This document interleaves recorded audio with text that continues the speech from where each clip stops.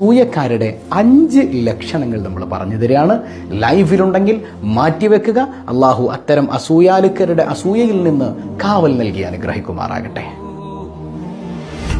ഒന്നാമത്തേത്, ഒരിക്കലും മുഖപ്രസന്നതയുണ്ടാവില്ല.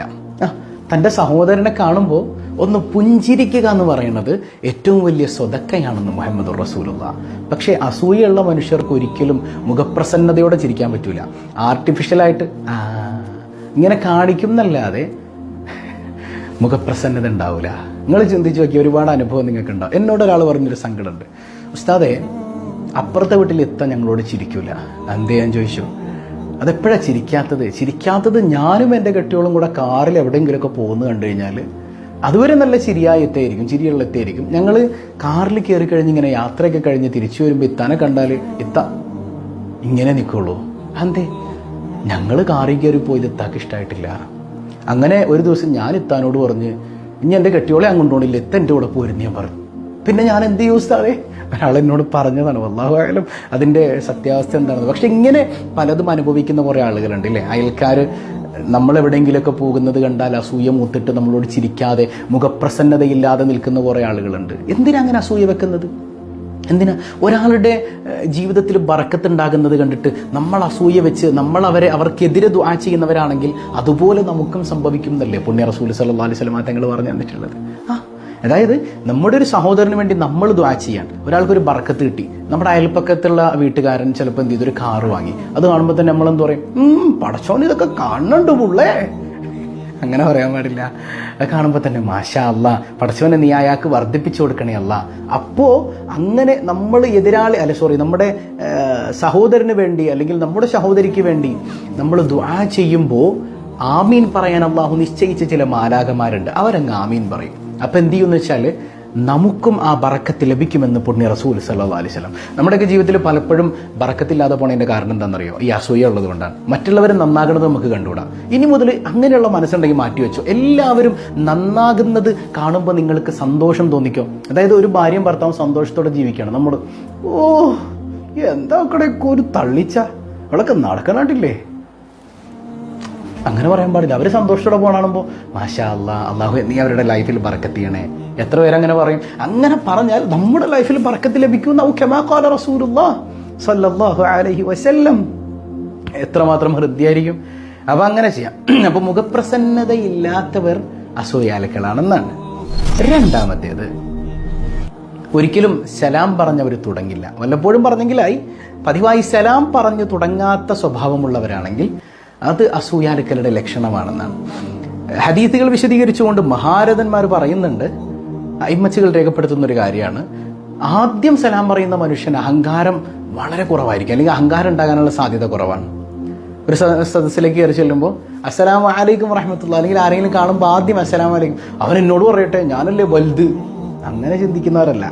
ആദ്യം അങ്ങോട്ട് സലാം പറഞ്ഞു തുടങ്ങുന്നവർ വിനയാന്യതരാണ്. അവർക്ക് അസൂയ ഉണ്ടാകാനുള്ള സാധ്യത വളരെ കുറവാണ്. എന്നാൽ തീരെ സലാം പറയൂല.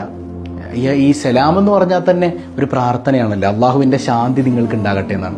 ഇനി ഞാനും ദുആയിരുന്നു അവർക്ക് ശാന്തി കിട്ടിപ്പോയാലോ എന്ന് ചിന്തിച്ചിട്ടാണോ എന്നറിയില്ല. ചില ആളുകൾ തീരെ അങ്ങനെ സലാം പറയാത്തവരാണെങ്കിൽ അവർ അസൂയാലുക്കളാണ്, അസൂയാലുക്കളുടെ ലക്ഷണമാണ്.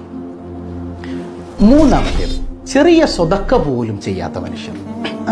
ഒരു ചെറിയ തുക പോലും അല്ലെങ്കിൽ ശാരീരികമായ സഹായം പോലും ഒന്നിനും ഇറങ്ങി ചെയ്യാത്ത മനുഷ്യർ അസൂയാലുക്കളുടെ ലക്ഷണമാണ് അത് എന്ന് മഹാരഥന്മാർ പഠിപ്പിക്കുന്നുണ്ട്. ഞാൻ കൊടുത്തിട്ട് ഒരാൾ നന്നാകണ്ട, എങ്ങനെ ആരെങ്കിലും നന്നാകണമെന്ന് എനിക്ക് കണ്ടുകൂടാ. പ്രത്യേകിച്ച് അയൽപക്കത്ത് എന്തെങ്കിലുമൊക്കെ ഒരു പ്രയാസം ഉണ്ടാകുമ്പോൾ ഓടിച്ചെന്ന് സഹായിക്കാത്തവർ. അയൽപക്കത്തൊരു കാര്യം, ഇപ്പം അയൽപക്കത്ത് ഒരാൾ ഒറ്റയ്ക്കാണ്, ഭർത്താവ് വിദേശത്താണ് എന്ന് വെക്കുക, ഒരു പെണ്ണൊറ്റയ്ക്ക് താമസിക്കുന്നു.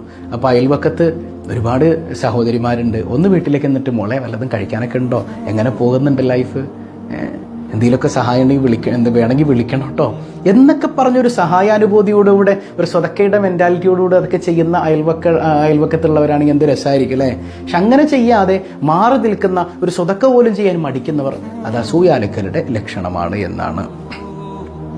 നാലാമത്തേത്, നമ്മുടെ കുറവുകൾ മാത്രം കാണുന്ന ആളുകൾ. ചില ആളുകളുണ്ട്, അവർ എല്ലാവരുടെയും കുറവുകളെ കാണുള്ളൂ, ഒരു പോസിറ്റിവിറ്റിയും അവർ കണ്ടെത്തുകയില്ല.